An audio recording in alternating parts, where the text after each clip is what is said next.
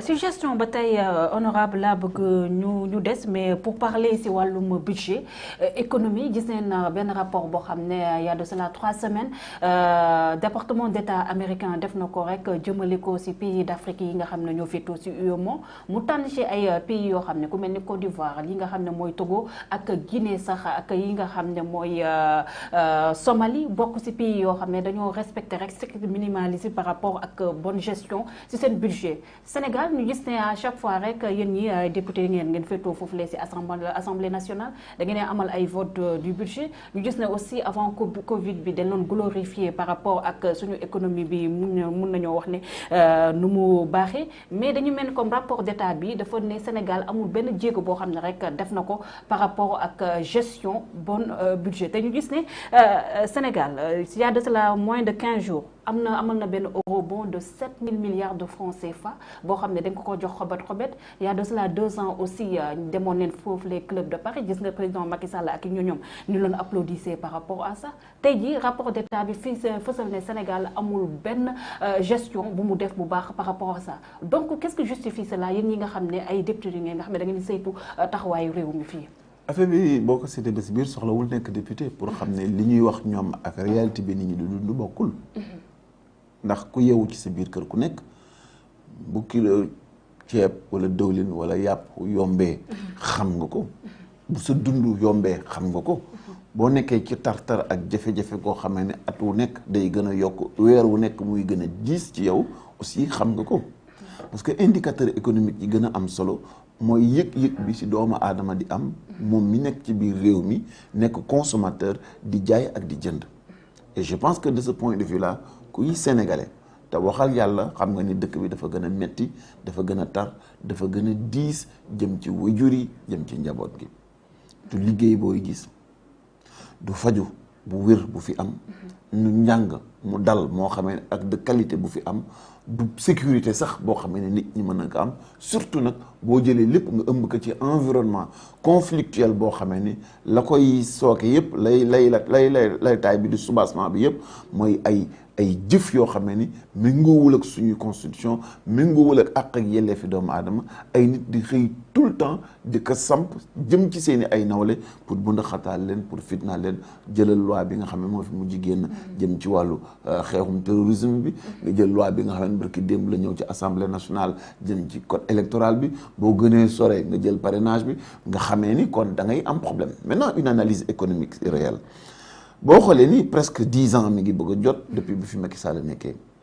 ay budget yi boo leen dee toftale war na la mën a nga additionné leen dina xaw a mën a yegg ci presque 40 000 milliards. Tout à fait. Boo ci dollee yi ñuy leb ak eurobond yeeg nangam sangam yi ñëw day daal di xaw a mën a dem na 50 000 milliards may laaj Sénégalais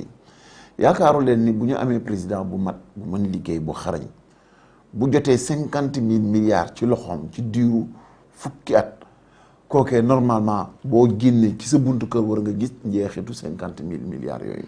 boo demee ci sa bërëb ba ngay liggéeyee di nga ko gis boo demee marché war nga gis njeexit la boo demee ci sa wutu liggéey war nga ko fa gis boo demee ci sécurité ak am jàmm ak féexte am location boo xamee ni jàppandal na wala am kër daf ca war a feeñ mais du benn indicateur économique boo xamee ni di nga ko examiner mu doon loo xamee ni am na ambili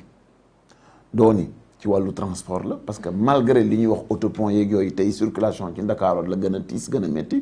dooni ci qualité de vie bi am na ci ndax tey jii la dund gën a jafe tey jii la am logement ci location gën a métti am kër waxuma la ko jot ci terrain yi musiba la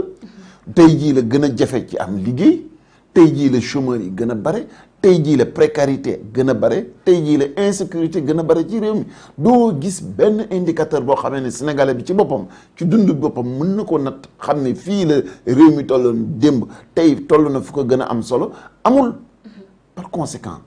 boo dàqee yooyu yëpp li fi des yëpp day doon ay waxi kese maanaam ay nit ñoo xamee ni wax lu dul dëgg ak nax seeni askan du problème si ñoom te ay anam yu dul jeex nga ko fi gisee ci seeni loi yu ñuy voté la ñuy wax ni moom la loi ba di def boo demee ba ca biir contraire ba la lay indil gis nañu fi député ñu fekk ka ci ñu fal ka ñu jël ko ni ko ràpp ci biir kaso bi ba pare daw di dàqi lu ñu dindee immunité parlementaire am songaat nañ fi beneen député pour saax-saaxee ka sénégalais yi bañ te yooyu yëpp ay indices yu probants la yoo xam ne ni day wane ni li ñuy wax ni fa la réew mi toll ak fi réew mi toll c'est pas la même chose parce que kenn mënut a nax kenn bu nit ki yeewoo dëkkam ak dundam ak nekkam ci biir këram di gën a tar yow nga yore rajo yi yore RTS di wax lu la neex naan tey la réew mi gën a neex tey la signature am gën a baax tey la ñu gën a am croissance mais il faut arrêter parce que loolu méngoowul ak réalité bi nit ñi dund te il faut pas qu'on se trompe xam nga tax waru ñoo trompé wu parce que at the end of the day li wér ba wóor on fait partie des 25 pays les plus pauvres boo jëlee ñaar fukki réew ak juróom yu gën a ndóol ci àddina ñun ci la ñu bokk man dama xamul lii cynisme la wala dof la wala beew la wala xamadi la ba nga xamee ne nan nga amee sa réew mu bokk si ñaar fukki réew ak juróom yi gën a ndóol ci àddina ngay wax performance ngay wax jàmm ngay wax réew mu développé ngay wax réew mu jëm sa kanam. et les dépenses prestigieuses aussi nañ ci wax. mais tey la waalo gën a aay. parce que boo ko seetee bi ñu mujj di jooy ci réew mi mooy avion bi ñuy inauguré tudde ko Langue de Barbarie. mais li wan ni mokke moom la ñu nekkee. te li ñuy def duñ ko sax xool bi muy tuddee boppam bi muy tuddee avion bi Langue de Barbarie mais Langue de Barbarie mi ngi am problème depuis 2003 ci bël maanaam benn xotti bu ñu xotti Langue de bi pour que ndox mi nekk ci dex gi dem ci géej gi tey jii ça fait plus de 2 kilomètres loo xamee ni li fa dee ci nit ci ay doomu Sénégal depuis 2003 ak léegi mat na 470 personnes daaw ak bërki daaw la toute la Langue de Barbarie si la géej gi ay Gendar école bu xaleel di jàng amatu fa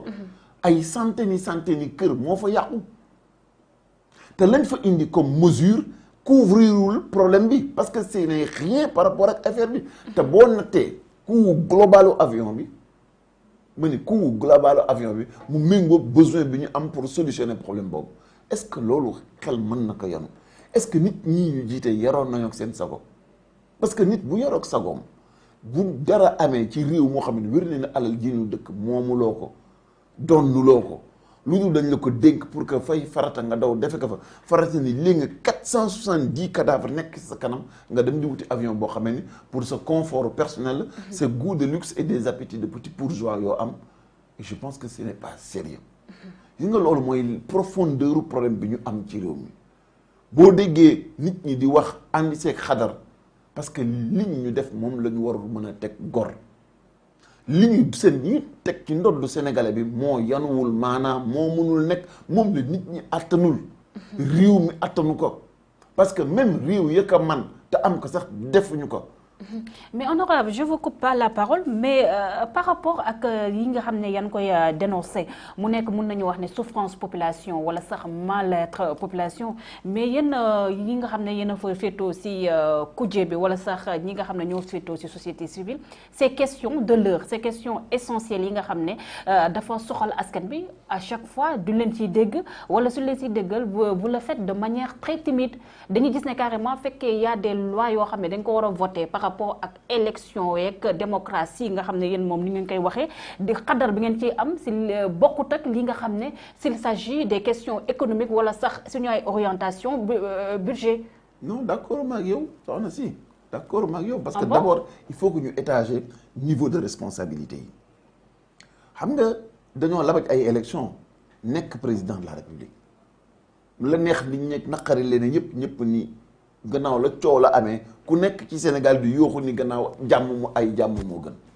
et c'est une responsabilité collective parce que ña woote jàmm c'est du sénégalais bi gën a kawe ba sénégalais bi gën a tuuti ñëpp a woote jàmm donc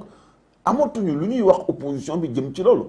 bu ñu weesoo loolu ñu am président de la république mu ŋànk réew mi yore kopparu réew mi nga yeewu sa biir kër di dund loo xamee ni yow ak yàlla ak yéen a ko xam ci métit ak tartar ndax soxla nga nit ñi la sa dëkk metti na pour nga xam ni metti na déedéet ndax li ngay dund ma koy dund sama morom suñu morom di ko dund loolu soxlawuñu ku ñuy ci briefé. mais éveil citoyen bi lay waxee honorable j'en arrive. loolu soxlawuñu ku ñuy ci briefé parce que ñun ñoo koy dund. ñaareel ba bu problème amee ma defe ne lay priorité mooy ki la teg jafe-jafe bi nga fexe nu mu teggee tànk yu mu teg sa ndodd tere la nooyi mooy li ñu war waaye du seet kan moo yuuxu ci coow li loolu aussi mu doon beneen problème boo xam ne am nañ ko ci Sénégal donc bu ñu wéree ni ki ñu teg problème bi gouvernement au Sénégal la et surtout et principalement Macky Sall ñaareel ba mooy li ñu war a doon priorité mooy nañu teggee problème boobu si la ñuy soogay xool ci yoon yi nga xamee ni fa la ñuy jaar pour teggi ko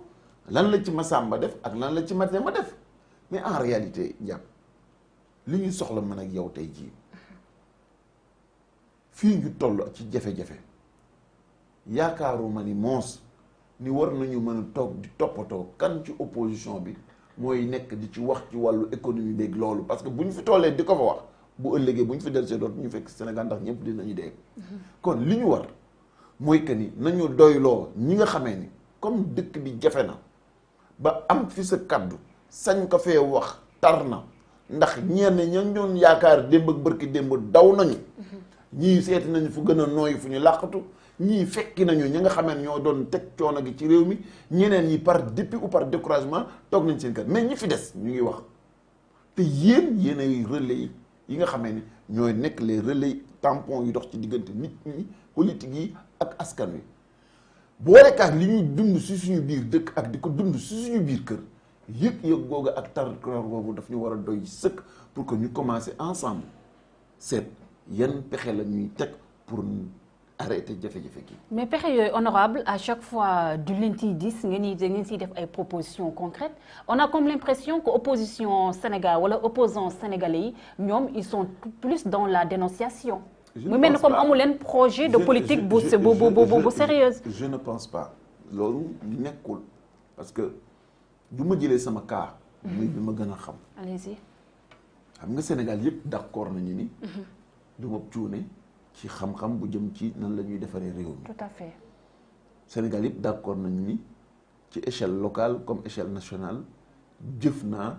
yor naa ay responsabilités yu war a tax ma xam bu wér fu Sénégal toll ak lan la bëgg ak lan la manqué yemul foofu. en 2016 2017 dajale naa la nga xamee ne xayma naa ko ci réew mi def ko muy téere ndax weddi gis bokk ci. te boobee ba léegi ma nekk ci politique sénégalais yëpp doy nañu seede ci sama taxawaay ni mosuma taxaw di jël samay kaddu di ko dugal ci waxi neen. tout à fait lu ma mës a taxaw lu nekk jëm ci réew mi dafa di loo xamee ni soxal na njëriñ réew mi te néew na sax loo siy gis sama intérêt boobu. te jàpp naa ni wéetuma ci combat boobu man kot ndax am na Masamba ak Mademba yoo xamee ni ñu ngi fi le malheur. c'est que là où dinaa delloo encore jam bi nga ma bëgg a jam mooy que ni yéen ñi féete média bi parfois aussi da ngeen di indi confusion si biir confusion mooy di lan moo di que ni l'instantané buzz l'extraordinaire l'inacceptable mooy doon priorité rédactionnelle walis le vrai débat économique bi nga xam ne moom la ñu war a am ci réew mi ce n'est pas faute que amul débatteur c'est que faute bi dëgg-dëgg amul ku ko organiser ndax yow mii tey jii bu la neexoon tey jii ci seen Sénégal 7 gi ngeen jël la moitié de votre temps consacré à des débats benn jëm ci environnement ñaar jëm ci santé ñett jëm ci nangam ñett jëm ci leneen ba seet ku leen ci fekk si ak ku leen ci bañ a fekk si et en ce moment là ngeen di am capacité wul ni ñii kat wàllu politique rek leen ñor réew mi ñoru leen mais s'il n'y a pas d'organisateur de débat si koo xamee ne amul kuy interpeller acteur politique bi ci li mu ëmb yéene ko Sénégal sur des secteurs aussi importants que la corruption dans notre pays l'impact bi muy am ci réew mi ñaata koppar lañ ciy manqué ñu xam ni rek depuis FAO bu mujj bii dernier rapport at bii nee na dinañu ñàkk ci fraude maanaam ñiy dugg si suñu biir géej di sàcc jën wi di dem dinañu ñàkk lu tolloog 150 milliards par année maanaam boo jëlee fukki at dinañu ñàkk ci secteur de la pêche 1500 milliards imagine-toi 1500 milliards ñaata avion de surveillance nga si mën a jënd. imaginez 1500 milliards ñaata bateau de surveillance nga si mën a jënd. imaginez ñaata bateau yoo xam ne dina qualifier suñuy mool ak suñuy nappkat yu leen mën a permettre kenn dootul laal ci suñuy géej ndax suñuy mool rek dina doy sëkk pour utiliser ressource bi. voici les vrais problèmes. tout à fait mais tey jii bu ma la ko mënee wax di la ko wax avec autant de facilité. xaaruma ba tey mu soogay nekk sama xel. lu ci nekk la ma ëmb ko di xaar ko ma ko laaj mu mën ko génne. donc le problème de fond mooy que ni amaguñu ñun acteurs politiques yi sérieux ci réew mi parce que am na si ñoo xamee ni xas ku leen gën ak saaga ak war a wuruj moo tax ñu tàbbi ci biir politique. mais ñi sérieux ci biir politique te am lu ñu ëmbal lu yéene su sell ju ñu ëmbal Sénégal ils n'ont pas d'interlocuteur amuñu journaliste boo xamee ni bàyyi na lu sensationnel yi bàyyi na buzz bi pour ñëw mais de toute façon journaliste